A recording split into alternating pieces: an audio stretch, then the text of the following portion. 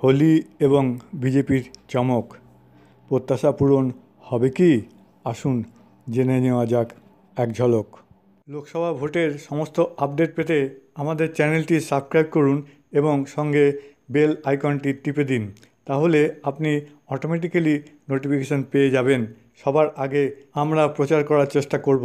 আপনাদের সকলের কাছে একটি অনুরোধ, আপনারা শান্তি শৃঙ্খলা বজায় রাখুন এবং শান্তিতে ভোট দিন।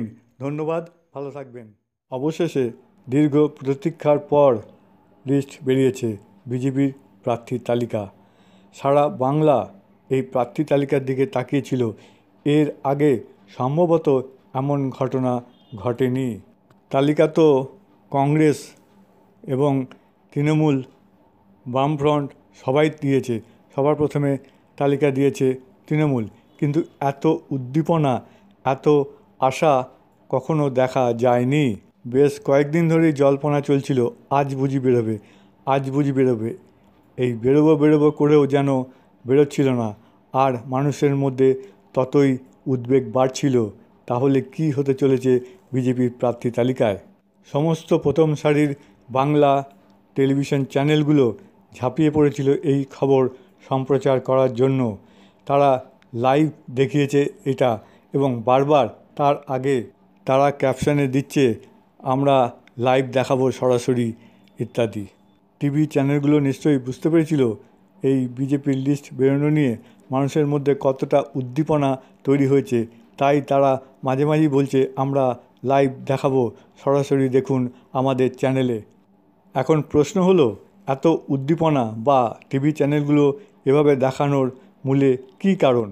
এবারে বাংলায় লোকসভা ভোট চতুর্মুখী হতে চলেছে, এটাই সবাই জানে, কিন্তু মূলত হবে দ্বিমুখী, অর্থাৎ তৃণমূল এবং বিজেপির মধ্যে। বিজেপি কটা আসন পাবে তাই নিয়ে মানুষের মধ্যে উদ্দীপনার শেষ নেই, আর এটাই প্রধান কারণ। আর দ্বিতীয় কারণ হলো, কোন প্রার্থী কোথা থেকে ভোটে লড়াই করে সেটাও মানুষের মধ্যে জানার প্রবল আগ্রহ ছিল।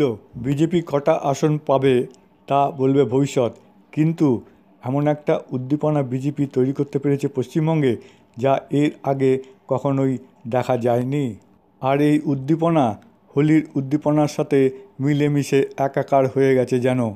এমন একটা কথা শোনা যাচ্ছিল যে বিজেপি একটি শুভ দিন দেখেই প্রার্থী তালিকা ঘোষণা করবে, আর হোলি তো একটা শুভ দিন বটেই।